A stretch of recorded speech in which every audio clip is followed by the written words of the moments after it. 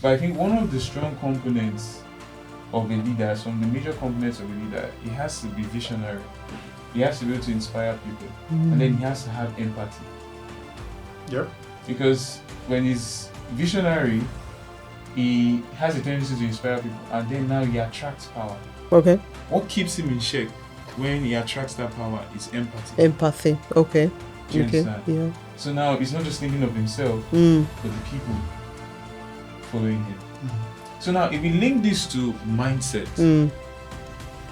what's a mindset? Okay. A mindset is a product of deeply rooted knowledge. Right.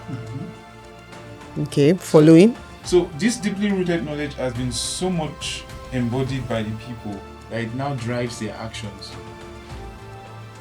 Exactly. So imagine a society where the people think someone has to be in position of power to be a leader, not realizing that we are all leaders. Actually.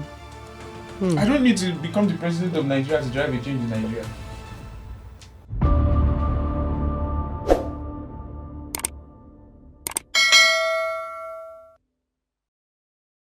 So this is me channeling my inner Emmanuel to say welcome to another episode of the Lighthouse Convos. My name is Lola, and with me, as always, I have Emmanuel, of all people. Huh? Yes, exactly. Huh? Of all Peace, people. peace, peace, oh, peace. Even though you are not pursuing peace right now. So No, what's you must pursue peace okay. because it is a given. We'll see about that. Yeah, it's a given. Except you don't want to Peacefully. give us peace while on set. We won't give you peace as well. Okay, Hey. ladies and gentlemen, thank you for joining us on this episode of the LHC Pod. And you know how we do it. Here, we bring you the best of the best. Entertaining, educative, informative. Name it. That is why we're here for you. And that is why you are also out there waiting on us to bring you the latest, best of the best. the latest episode.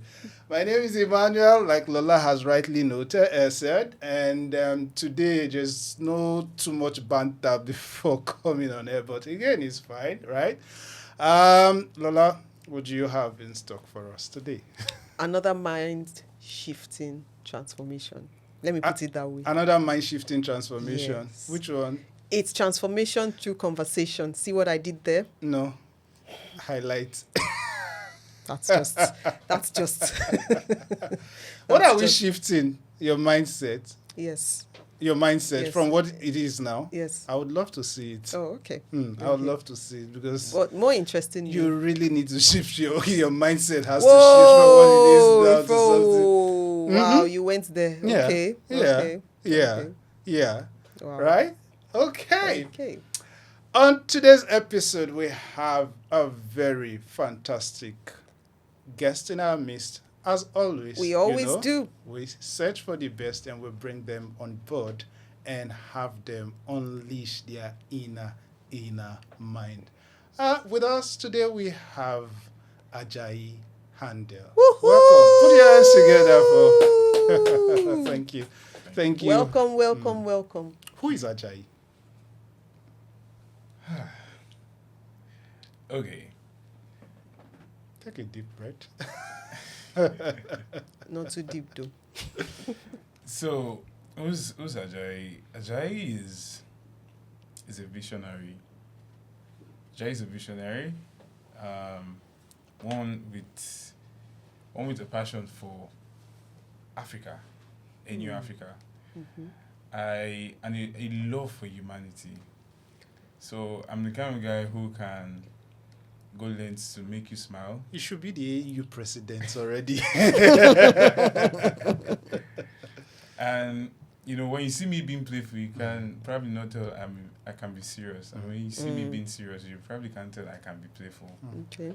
So it's just like a blend of different worlds. Interesting. And you have Africa in focus. Yes. Do you think that the issues plaguing Africa can be resolved? Wow. Okay. Yes. Because it's a visionary. And Okay. we need That leaders question like these. requires a lot of thought, actually. Do you think that the issues plaguing Africa can be surmounted, resolved? Of course, I do. Hmm.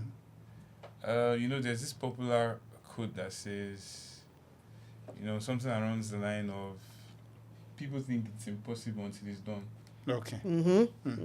So, as a visionary, I don't just live in reality. Okay. I live in a world of possibilities. Possibilities. Yeah. Interesting. And I believe in this world of possibilities, it's just about taking a few actions or steps to bringing it to our reality. Okay. So when you say, what is informing this mindset for you so far? Why do you believe in Africa? Why do you think that we can change the tide of things? We can, kind of change things. Why? What is giving you that belief? Why do you want to do it? Just enjoy your life like every other person, right? Sit back, enjoy yourself, chill, relax, make cool cash, and just live your life peacefully, as against wanting to change Africa and its narrative or our narrative. Yeah, I think, it all stems from a place of purpose. Mhm. Personally, I feel it's my purpose of existence. Mhm. So the whole possibility stuff stemmed from the fact that one of the first books I read that really opened my mind was The Power of Positive Thinking Okay. Oh, by nice. Norman Vincent Peale. So that's took me into the world of possibilities. And then, whilst I began to delve deep into developing myself, I came across Miles Monroe. Oh, nice. And whilst interacting with some of his content, you hear Miles Monroe say some things like, if something angers you, if you see something that you really feel very upset about, it's a pointing finger to probably change you're meant to make. Exactly. And so from the age of 15, this whole African thing has been something that I wasn't just okay with. And ever since then, I've been working at finding a solution because I believe there's a solution. I interact with people every time and they're complaining. I'm like, so what are you doing to solve it? Exactly. Complaining doesn't solve it. It's not even productive. It's not productive. Yeah.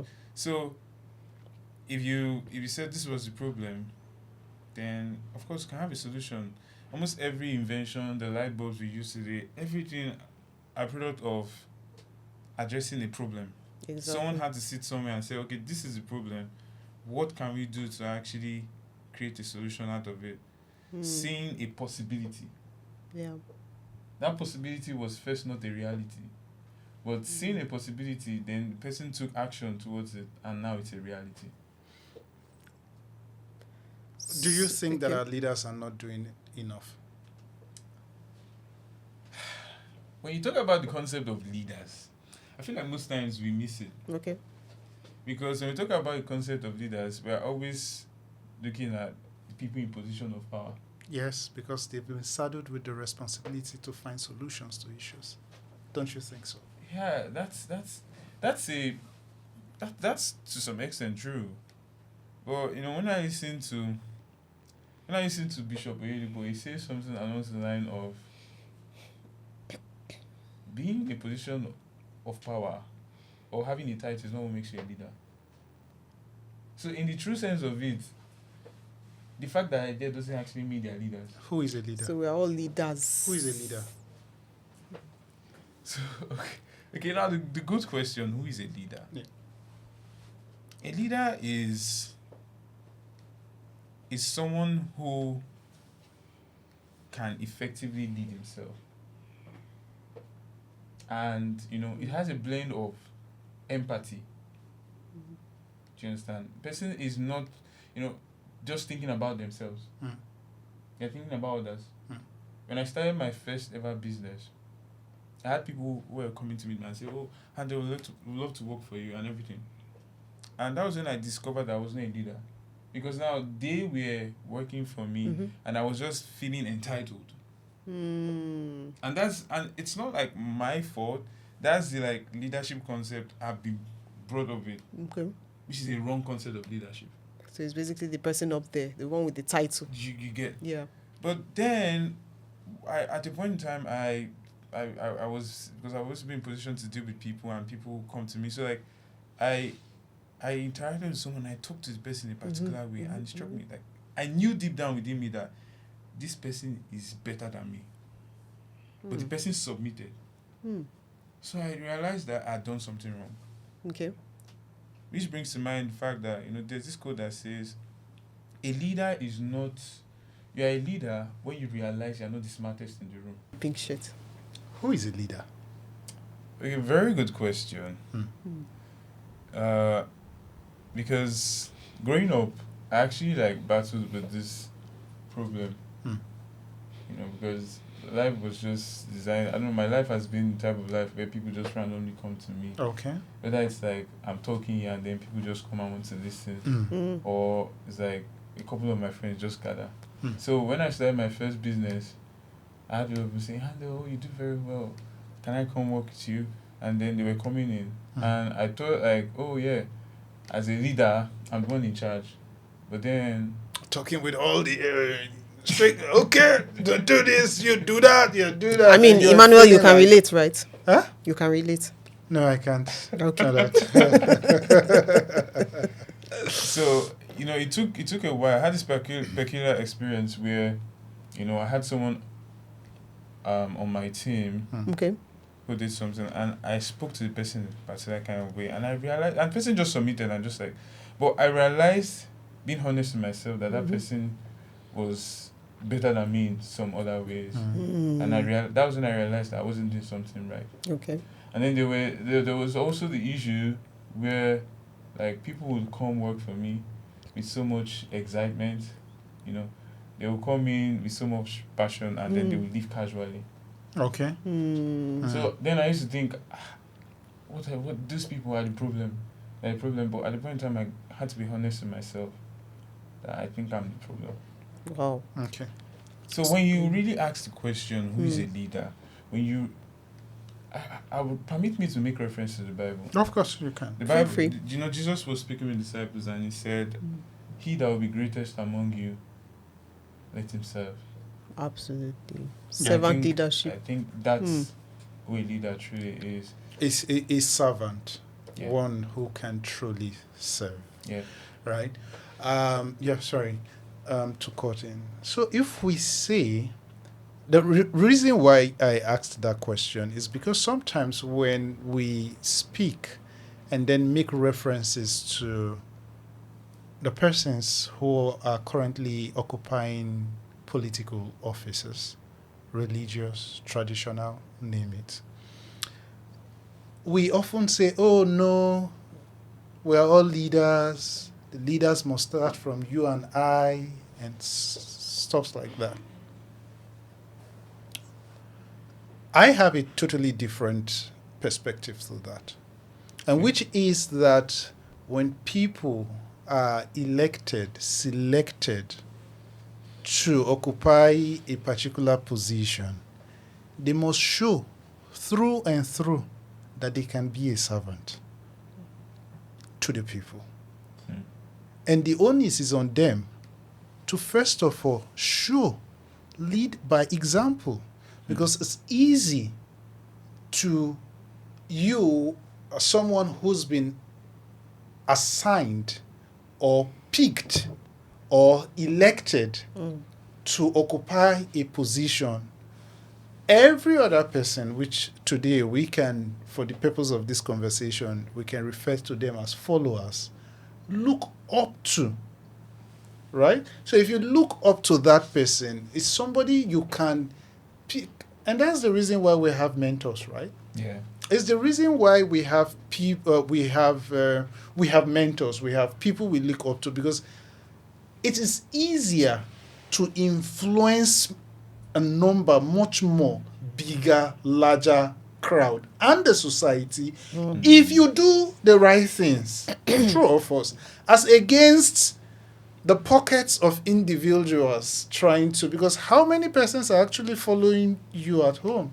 Maybe it's just you and your family. Maybe it's just your friends who are seeing that of a true you have the leadership quality and you are able to serve. And so sometimes when we make references to pointing out or saying that the leaders should lead by examples and say that they have the capacity to fix our issues, we're not out of place in entirety, right? So we can point them. My point is, these persons should serve today. Are they serving? The quick answer is no. Are they the reasons why we are where we are? Maybe yes. But they are not doing so much, the people, the followers, the citizens of the different countries within the African continent are suffering, and they are where they are. I just wanted to establish that. Okay, so we talk about leadership, but I think that's one end of the equation. When we talk about political leadership, I think the larger part of the equation lies with society itself. What are the mindsets that society has adapted to? Exactly. You know, most of Africa was affected by colonialism, and that also forms the kind of societies that we operate today. The assumptions that if you don't do things a certain way, maybe the Western way, for example, then your society is not, in quotes, civilized. So while leadership is one end of the issue, the other end of the spectrum too speaks to the fact that society, human beings, also have adapted to certain patterns that may not necessarily suit the African context. Case in point is the ever popular but controversial family systems, for example. Somebody says, okay, it's African to have multiple wives, for example. And yes, I chose that. It's controversial. So I chose that intentionally. But it's not the Western way. Now, there's a school of thought that says, oh, it must be done the Western way. And then it now has created some sort of conflicts in the African ecosystem, whereby, again, the argument might be like, that is a model that served the African system then because of the time in history, which may not necessarily be serving the same society now. So when we're talking about leadership and we're talking about the need to shift, to revolutionize Africa, as it were, we should also look at the fact that society itself has adapted, it has evolved. But what are those patterns we are adapting to? Are they working for us? Are those part of the things that you, for example, as a visionary, aim to change? Or maybe the question here would be, what are those things that you have seen that need to change in terms of the African mindset, in terms of what people feel, in terms of how we as a society are expected to operate? Okay, thank you. So I think we are getting close to the very main topic now. Yes. Like I'm getting there. So I, for one, my life goal, my burning passion is to revolutionize Africa. Okay. And, you know, it cuts across different areas. Now, you talked about leadership. There's a very widespread concept in Africa now that, you know, a leader is a person in a position of power.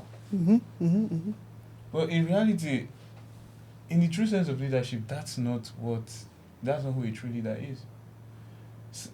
I told you my story of how I was in position of power, but I wasn't a leader. I lacked a sense of empathy.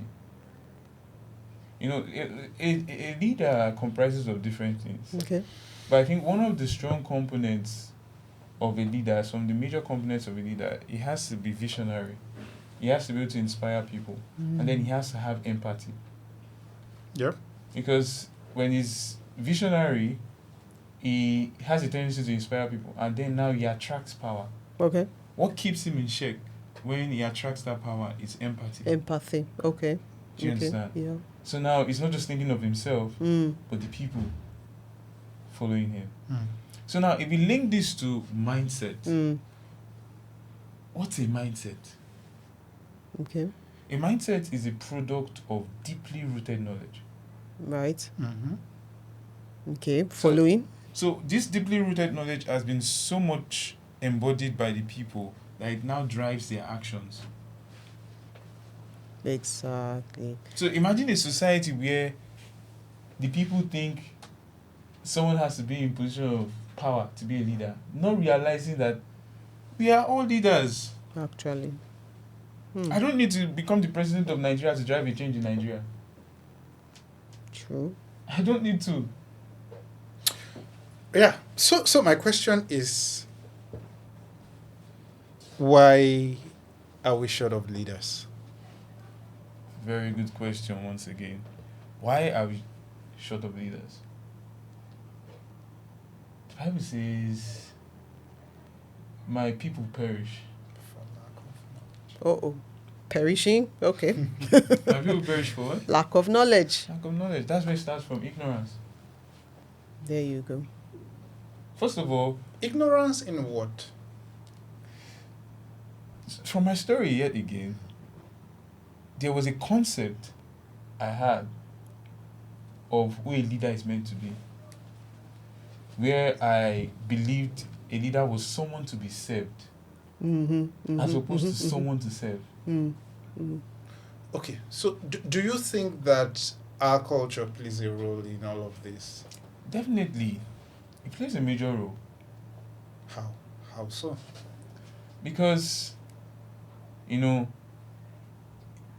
our culture is more like our societal values, and it is passed on from generation to generation. So even the fact that I had that initial mindset was a product of the influence the culture had on me. I mean, I come from a home where, you know, in the genuine sense of who a leader is, the leader eats last. Right. But you come from a home where when the daddy comes in, they serve him his food. Yes. And everyone's like, waiting, let me serve daddy first. Yes. And then daddy eats, and then, okay. Then you the can now masses can share eat.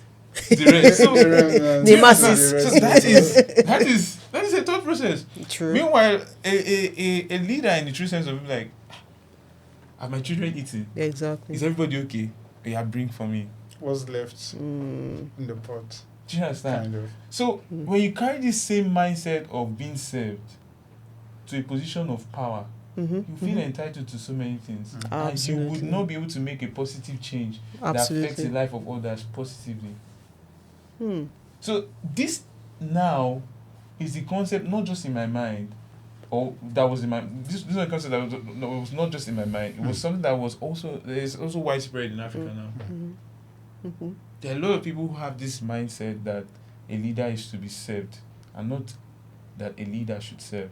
If it wasn't because I came to a point where I realized there was something wrong, and then I began to feed on leadership concept, began to listen to people like Simon Sinek, John Maxwell. Yeah. Do you understand? And I began to really understand who a leader Yes. is. So Powerful. connecting it now, it's first a problem of ignorance. Because if you don't have a very accurate picture of who a leader is, how can you work towards being that leader? Exactly. So you even need to know what it's about. Yes. You need to know who a leader truly is. Then now you now need to find out, how do I become a leader? Okay. Makes sense.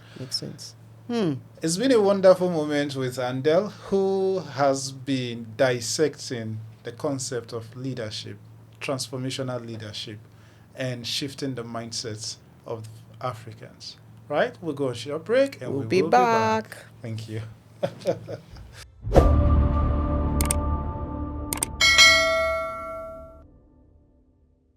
Hello, welcome back. If you've just joined us or scrolled to this point, we've been discussing the rebirth of Africa, or the rebirth of a continent, revolutionizing African through mindset. And we have in the studio a very super duper young and very, very agile Ajayi Handel. And he's been dissecting this topic from wherever, right? So the essence of this topic is to see how we can continue to have conversation on leadership and how we can change the mindset of young individuals in the continent who can become leaders tomorrow and transform the entire continent, right? Handel has been able to establish who a leader truly is. Yeah. The question is, are you one? Do you fall in the category of the definition of a true leader? Are you ready to serve? Hi, Handel. Yes. For me, I'm ready to serve. Serve what? Serve the people. Okay. So I think for the conversation around service, even the concept of service is often misconstrued. And it'd be interesting to hear your thoughts around it, especially as it relates to transformation in the African space. So, most times when people think of service, they think of suffering for other people. They think of, denying themselves certain things, which is what it is in a sense, but it's now seen as something to be avoided rather than to be aspired towards. So what are your thoughts around service, especially as it relates to, or what is that in terms of its contributions to a mindset shift in society? You see, one of the components of a leader is understanding that you already have a vision. Mm-hmm. A vision is what authenticates you as a leader. You have somewhere you're aiming for. And then you also need to have that understanding of the fact that where you're aiming for, you will need to pay a price. Okay. And that's where service comes in. It's not going to be easy. At all. It's not going to be easy. No, nobody says it's going to be easy, but the fact is, at what point, where do you draw the line between serving and slavery? Serving and slavery. That takes us back to history. Okay, let's go there. You Go know, there. We see how the colonial masters took us out of our lands and then took us to foreign lands, and then Africans became slaves. Yep. And this is when we talk about mindset. Yes. They began to feed them the Bible, and then they will tell them, slaves, the Bible says you should be obedient to your masters, feeding them a knowledge that will keep them enslaved. Yeah. So they were serving, but they tried to kill a sense of vision in them. So they were trying to make them not see themselves even as masters.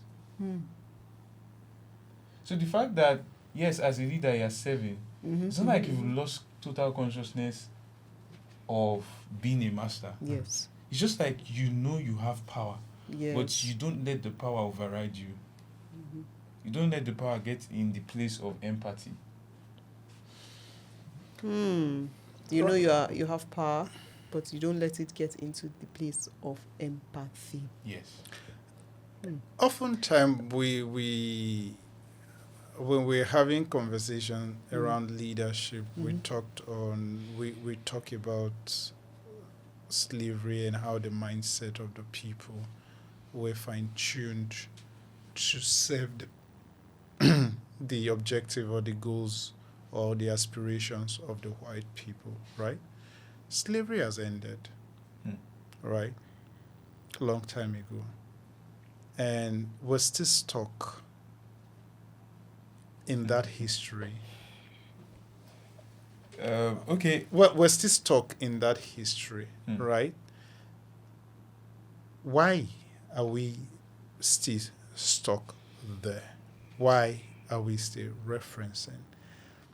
And I'll say this because those whom, for instance, we're seated here in Nigeria, in Lagos, Nigeria, people who were also slaves have left us behind in terms of technological advancement, in terms of adapting to the new realities of the current world. They are beginning to dine with the first world and countries, and those countries are taking them serious, right? And these are people, as way back 1950s, 1960s, were the same pedestal, right? And they have moved on. They're part of the Commonwealth, for instance. But when you go to their society, they seem to have overlooked, reflected on the things, and find a solution to their challenges and their problem. Why am I saying this? Beyond these theories, we have to be able to drive home our point, Mm. right? Mm. Which is things are not working the way they should be in our society, right? And as a people, we should take a cursory look at ourselves. We should face the mirror and look at ourselves and say, what is wrong with us as a people? And we cannot continue to cast aspersions on people when you do have even mates, I would put it for lack of better word, who have advanced beyond their historical predicament. What is wrong with us? Yeah, I really love this question because, but I would then want to ask you a question, but don't respond. Do you think we are truly free? Don't respond. Okay. So, but I have my response now, anyway. when you ask that question, like, what's the reason why some people who have also been enslaved, why are they now free?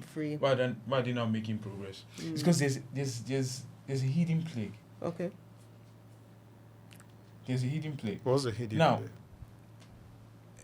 when you look at the Bible, which I love to reference a lot, Yeah, of course. you know, when God brought the children of Israel out of the land of Egypt, He had to take them through the desert or the whole wilderness for about how many years? 70 years thereabout? 40 years. For 40 years. Now, what do you think He was doing there? They had left Egypt, but Egypt was still in them. It took God 40 good years to treat a hidden plague. The ones that have left Egypt and moved on, how did they overcome the Egyptianness in quotes in them? We when we take a good look at this story, we see God trying to do different things to them, teaching them new principles. If they do something wrong, He punishes them and all that. You know, by the point in time, He had to wipe out a whole generation for a new generation to come in. And then took them on a new course. Then He rose up people like Joshua, But we're who not. embodied the personality of a true leader, which now inspired a new mindset. The hidden plague was the mindset. My Now, question. This is where it gets sweeter. This is where it gets sweeter. Okay. You know, I told you that He rose up a new set of leaders. Yes. Or rather leaders, because the others might have been in position of leader, but like He rose up a new set of people who were leaders. And you see where the problem is. Where is the problem? Slavery is a mindset. Absolutely. Now, when I agree God with that. told the Israelites to go and spy on, was in Jericho, and then they were going to overcome it. It was When the report came back, there were 12 of them who went. Yes. When the report came back, what was the report? We were like grasshoppers before them. That's the mindset. That's the mindset that's kept them where they've been over the years. And to show you that above average of the people were thinking this way, 10 of them went, 12 of them went, 10 of them were thinking like this. Exactly. They couldn't see possibility. The possibility of them overcoming that obstacle. So if they could, as a man thinking, it's so easy. If you can't see yourself on the same level with top countries in the world, you can never manifest it. So it's a mindset problem. It's something that slavery has entered their blood. It has entered their mind that they don't feel comfortable if you, at that point, if you meet an average Israelite and say, hey, master, how you doing? It feels uncomfortable for him. Yeah. Because all his life, he has been called a slave. He has been treated a slave. He feels his best life is being a slave. And that's why when they left, they were like, when things were a bit difficult, they were saying, God, take us back to Egypt. Yes. Because now being a master was an unusual kind of like life for them. And it's the same thing we have in Africa today. We want to make any decision, we can't think for ourselves. We have to look at what are the top world countries doing. And we aren't even thinking, why are they doing what they are doing? We just download it. Or whether it even applies to our own situation. Do you understand? Yes. We just download it and then just try to force it into our system. That's why our educational system is messed up. Yeah. completely messed up. So, sorry, we see the transformation happens where leaders, two leaders, Joshua and Caleb, they come into the scene and then they say, if God says we are going to overcome this land, we are going to overcome this land. And when God saw that, yes, now I have two people, he used those two people to change the whole status quo of an entire nation. So, through the change we are looking for would need to be inspired by a new type of knowledge. Like I mentioned earlier on, a mindset is a deeply rooted knowledge. Mm-hmm. So if it is deeply rooted, you need to displace the wrong deeply rooted knowledge with an opposite knowledge that is profitable. How can we teach Africans to think and not just to follow instructions? Now, this... Good. Now, we're talking about the mindset transformation. Yes. And, that's where Nelson Mandela, which is one of the best leaders Africa has ever seen. For real? Yes, he's one of the best leaders Africa has ever seen. How? You don't think so? How? I don't know so. Like, you could see how he embodied leadership in so many ways. Wait, was this service? This was someone who had a vision and he was willing to die for his vision. He spent a lot of his youthful years in prison. But it's not just Nelson Mandela that was in prison. Yeah, he's not. We have all of them in Africa. Don't you think that there are other ulterior motives? I think some persons in South Africa may not think so, especially the ones in the other camps. No, but then again, you have to look at Because at the South African example. I've read stories where people say he was a sellout, he was this, he was that, and stuff like that. He was fighting for himself. Oh, he wasn't fighting for the people. See, one thing. I was listening to Busi Tebakayo lately, and he talked about the fact that if you are going to be a leader, you should be ready to be opposed. One of the crazy things about being a leader is you can be fighting for a people, and those people will be fighting against you. Exactly. A prophet not being recognized in his own homeland. You see, Jesus Christ wanted to come and save the world. Yeah. And the very people he came to save. But once they kill him. In fact, they succeeded at the end of the day. Yes. So let's get back to the question again. How do we teach Africans to think for themselves as against being just mere followers who just take instructions and run with it? So yeah, that's where education comes in, and that's why Nelson Mandela, you always catch him always emphasizing on education. What system of education? The one we currently have? Now that is where Africans misinterpret what he says. Okay. So you see, now I'm going to tie it back to my previous question, right? Where I say that people who occupy a seat of power need to drive certain change before it can, so that it can trickle down. Now you are talking about education.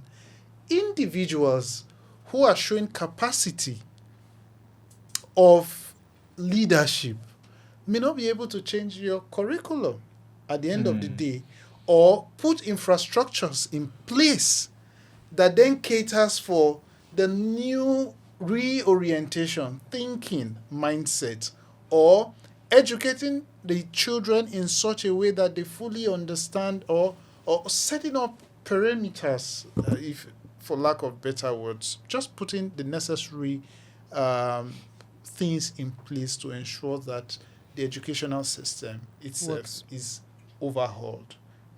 Rebirth, I would use as a word to qualify, to rebirth the educational system.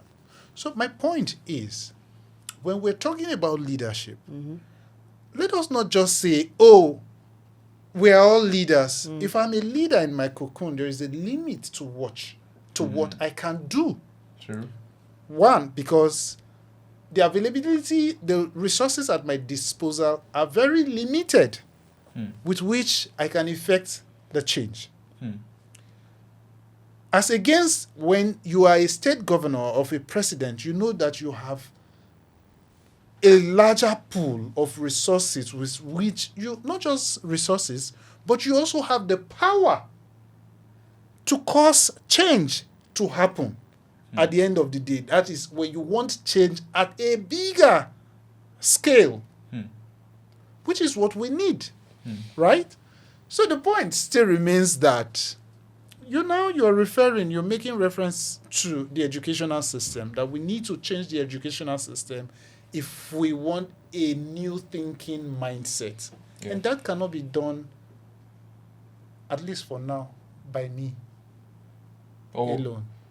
You know, what you just said now is a reflection of a limiting mindset. It is not. Whoa, okay. Okay. Maybe you should break that down. So break that down. Yeah. You first of all need to realize that you can create a change from wherever you are. How am I going to create a change? You know, this is a part of things. These are the mindset that drive people like Tunde Okoya. I hold on. Let's be practical. Tunde Okoya has driven change from the streets and is recognized globally now. Now, let's get you can drive change. You can make a change. Tunde today has been able to create impact. I won't call it change, please. He's been able to make impact. No. Wait. When you say you don't call it, I won't call it a change. It doesn't have to be something mega to be a change. Please, what I'm saying is, I want something mega. No. Okay, just hold on. No. That is not the mega. That is not the point. That is not the point. Okay. The point is, Tunde is making impact in the society, but he's not been able to cause the little impacts. He's making. Hold on. It is not. It is not. The change we are looking for is not just going to happen. One big I want to get to the cataclysmic top. My point. Please understand. If I jump up, I will fall by force of gravity. No, please understand. But if I climb my way to the top, no, understand. It's step by step. It is not step by step. Again, I'll drive my point, please. Okay. You are expecting a big revolution in one day. Please, let me drive my point. Okay. He's making impact. Right? That is not change. It becomes a change when you can get the government to do certain things that you want. It then becomes a change. For now, what he's creating is impact, positive impact in the society, and not change. Positive impact because the system, the society, the system has failed the children, and they have failed the children because there is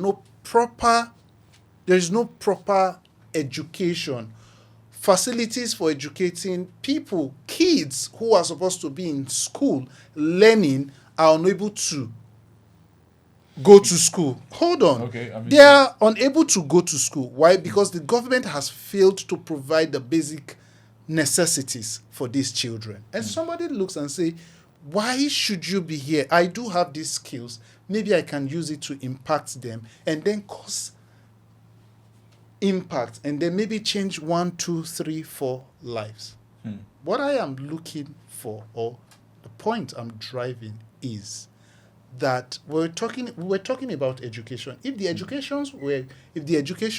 we had proper standard educational system, there won't be need for a Tunde in our society using chairs to pick children from the streets. True or false? True, I agree with you. You won't see a Tunde. A Tunde will not be necessary. He won't be necessary. In this, it won't be necessary. There's no point for him going to garages to talk to boys and try to pick them away from the streets, right?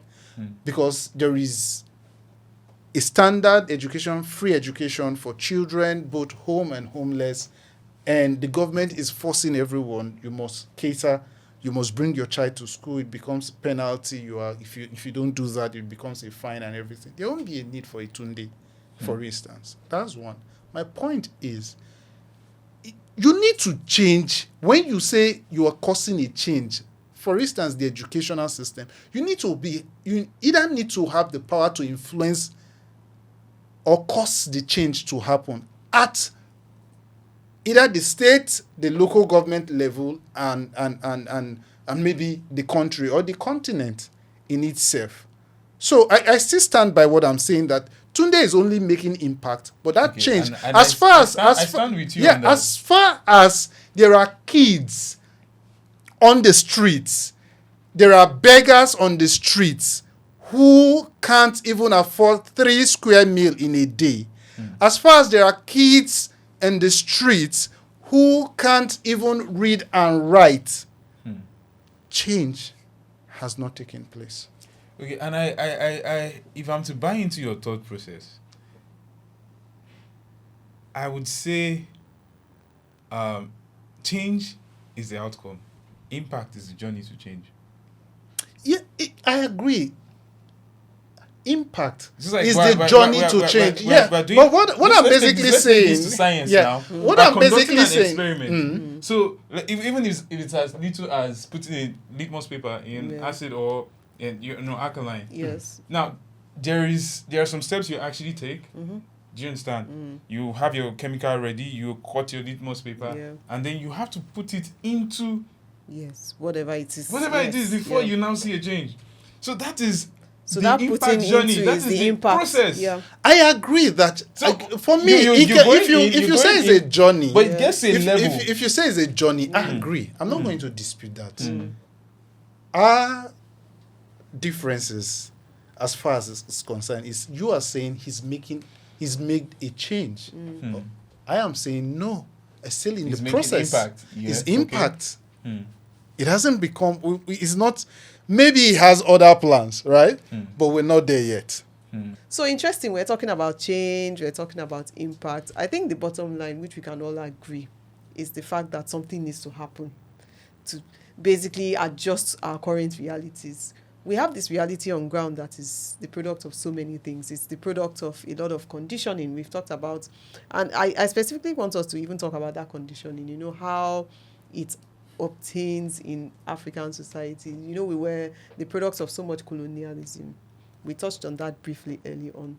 And we said, okay, those things that were basically programmed in the African people that have refused to go, that we are saying require a sort of mindset shift. Would you say it even starts from the spaces where individuals operate? So say, for example, your choice of food, the choice of where you vacation, the choice of hobbies you have, all those concepts that are not necessarily African but are seen to be superior just by virtue of the fact that they come from another place. So say, for example, some people will tell you, if you want to get the best of healthcare, for instance, you need to go to a certain country. You can't get it in country, which we know is not true. Because we also have leaders who have obtained healthcare in this country and the results are fantastic. So all those perceptions around, even the fact that you have to leave the country to get a better life, things like that. So can we talk about how those post-colonial mindsets, we can even say it's some sort of neo-colonialism, because it's now colonialism in a different form, something that has created a particular pattern that is not exactly helpful to us as Africans. The wise, the colonial masters, they were wise in their thinking. And they are still wise. In the sense that when they decided to go on their voyage to actually overcoming, different territories, they realized that some of these people are going to be stronger than them. On average, the blacks are stronger than the whites. Right. So they knew it wasn't going to be a battle of strength. It was going to be a battle of thinking. Okay. There you go. So, and that was why they had to go through the mindset framework. They knew they needed to feed the people a particular type of knowledge that will make them feel subsidiary to them. That's the only way they can get them to submit. Exactly. If you don't make the man feel like he's less than you are, then Yes, he why will would you so- definitely because, overcome like, you. If I have the consciousness that I'm bigger than you, I am better than you, Yes. and then you try to talk to me anyhow, I'll be like, wait, no, calm down, calm down. Yeah, You should know exactly. your place. Yeah, exactly. Do you understand? Which is mental programming. This is mental programming in some way. It was more like a psychological warfare. It was a psychological Yeah, warfare. that's Right. it. Make them feel like And they so are they nothing. found they had to come up with effective ways. You know, when we really, you see, Africa has lost a sense of identity. Actually, there is no African identity in its true In sense. true sense. There might be culture, but there is no identity. There is no cohesive identity. There's no sense of identity. When you really study, and that's why Africans need to go study history. The point, yeah, I totally agree with you on this, right? But my point is, don't you think that the culture itself plays a major role? Because again, look at our culture. For instance, it's that of, let's take for instance, where you are asked to just follow and not question, where you are asked to just obey and not query, where you are so I won't put it in the hands of the colonial masters alone. But it is. I won't Because I won't, that if they did not pass no, that what that is- mindset. even that culture is Hold not on, on hold this. on. mindset no, to it's because they the truly people. they How would took, the people? That's why we didn't fight in the initial No, stage. hold on, Yeah. That's why the Under- slaves submitted to them. Under- Because they put a mindset in them that when you are told this, do it. Do it. Hi, Don't and- question. Don't ask Under- Don't ask questions. And that now culture we have embodied it so has much been that a handed parent down from passes that. on to their Yes. child. So a parent is an average slave master. Yes, exactly. Saying, when I say do this, You don't must do ask it. me. Don't ask you must do questions. it. Yes. And a person in position of power here has that same slave master mindset. There And, you uh, go. If I say do this, don't question me. If I'm in Exactly. position of power, I say I want to take 100 billion. Don't ask me Don't what I use ask the money for. for the money. Exactly. Andel, I Exactly. think that it predates the colonial era. So what makes you think so? Is there any historical data to, Yes, of to course. prove that? Were Yes, you there? it predates. There is history. There is history to back up these Yeah. Okay. Okay. claims, right? There is, and we can check them out. Our culture as a people predates what I just highlighted in terms of obey, don't query, listen, don't ask questions. Predates what the colonial, I won't call them masters, the whites. Colonial powers, more like. What they did was to exploit our culture to their advantage. And it's basically that they came around, stood aloof, watched our culture, and manipulated it to their own benefit. Okay. That's what you do when you are conquering a territory. You study and then you take over. Is the point. So I won't, because if it were not a cultural thing, we would have gotten past the mindset that you said the colonial masters created. It would have long worn off. You know, But this, I I feel like don't we need think to so. establish No. something here. Yes. And that's the fact that, first of all, fundamentally, the real problem is mindset. The real plague is a mindset. Now, this mindset problem that we have in Africa has been transmitted through different means. We have parenting. We have the religious organizations. We have, culture. We have we have mass media, social media. Yes, These there are you go. mediums through which, people pass on this same knowledge that reinforces a mindset. But I think the beautiful thing now is that mass media has also exposed us to Western culture. So the same knowledge that the Westerners are passing There you amongst go. themselves to make them empowered, we are getting snippets of it. There you go. I don't And so think now, so. we're I think getting that we're snippets of even it. just copying the bad side of it and then Oh, leaving yes, the good side. it comes with everything comes with the good No, and it's the a bad. total package. But like Yeah. we're getting snippets of it. Like I told you, So, but the it's a story total of package. how But can I- you just concentrate on the positive ones? they would always, most times they would. But I think always that be- we're even gulping the negative ones more. Don't you think so? I think that's a case of perception, to be honest. I know you wanted to land on The something, numbers are but I the would say it's numbers a might not perception be thing. numbers might not It's- point to that direction. It's a perception thing because, again, what does society mirror? That's the real question we are seeing. And I get what Handel is saying, that, you have to talk about how people are thinking. Mass media controls thinking. So if we In a say, large way. even A lot that of people do learning. The statement, learning they do now is yes, online. it's online. So even that TikTok. statement, most of it is negative. It's also a perception, because you find out that there's a lot of positive going on as well. It's side by side, right? If you view, I feel like it's just like she said, it's subjective. There are different people. If you view my whether you view my Instagram, my Twitter, or any of my social media platforms, it falls down to about 3 things: Okay. spirituality, business, and personal development. Okay. Instagram already understands that this is what I like, Exactly. and this is what it feeds me, and it Exactly. empowers me. And Exactly. then I want us to establish something for the mindset shift we are looking for in Africa, which would actually lead to the transformation. If we follow the biblical model, like I highlighted earlier, we just need 20%. We need 20% of the of the population people. Yeah. to To evoke drive that positive a continental change. Yeah. Just 20%. 2 out of 10 people Yeah. came with a new mindset, and God was able to leverage on that to deliver the people. So guess what? So 2 if out we of can 10 just is get 1 in 5. 20% 20%. of the population of Africa to think in the right way, to embody leadership in its full concept, a revolution is very, very much possible. And this Okay. comes through education. So, gentlemen, let's wrap it up now. Let's talk about what needs to happen next for Africa as a society in terms of driving this revolution, this mindset shift, this transformation. What needs to happen next? Okay, personally, from my own perspective, there's a mindset problem. Education is the way, but not the conventional education. Okay. There's a peculiar kind of knowledge Okay. that needs to be passed across.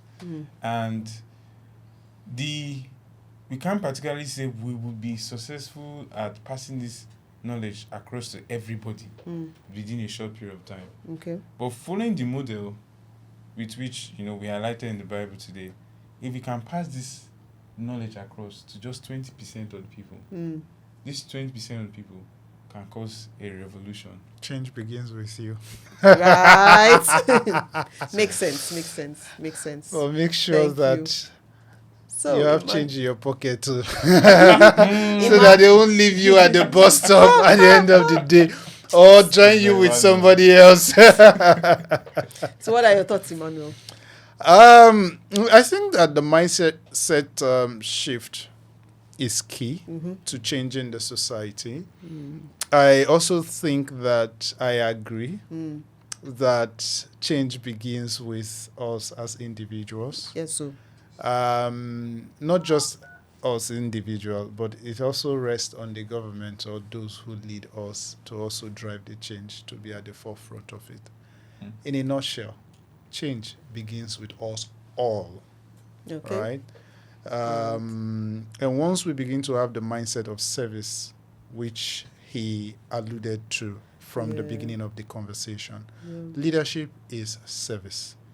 Service to humanity and not selfishness. And what we currently have today is people who are for themselves. And we do it also as individuals, right? But that we should understand that selflessness cuts across, and we must show that. And we must make people to understand that of a truth we are selfless. And we are willing and ready to serve the people. And not for self-aggrandizement or for ulterior motive. Because there are lexicons now that we now have in our books. Cashtivist. Right? Right. As a matter of fact, if you tell me you're an activist today, I'd just look you with... I group a So certain you are class you of like people. this now, you're not an activist. There are groups. I'm not going to be mentioning them, but I have groups of people. If you tell me you are an activist, and you tell me you are a politician, and then you mention another one, which I put you in the same bag. Okay? Because people who tell us that the activists and fighting for society actually fight for themselves and their pocket. That's a lot and of the power baggage. that they're trying to gain social status and then use the people to gain social status and then leave the people. That is not what we want. We want genuine leaders who can, and people who can, take the lead at the end of the day. And I think a key takeaway for me is the fact that we are all leaders. All of us have the onus is on all of us to see what we can do to start the change, to ignite the fire that creates the forest fire of change. Since we've agreed in a manner of speaking that change is not the little bits of stuff, that's the impact. So the change is now the big thing. It's when everything is on fire and everybody knows that yes, something has happened. So, but it's important that we all recognize our role in making that happen. So that's it. On this note, I want to say a big thank you to Ajayi Handel, and thank you. I would also say that we'll be having more of this kind of conversation going forward. Thank you very much, Handel. Thank you. And if you've watched to this point, we want to say a big thank you to you for staying put till this point. Yep. You know what to do. Yep. Share, like, and comment. Drop your comment if you find this conversation intriguing. If you have a contrary opinion or views about what we've just said, please drop it. Let's have the debate going on the platform. Woo-hoo. From all of us in the studio, a big shout out to everyone behind the cameras. They are the reason why we are here. They are the reason why you can see us. We'll say a big thank you to you. And from all of us in the studio, we'll say bye for now. Bye.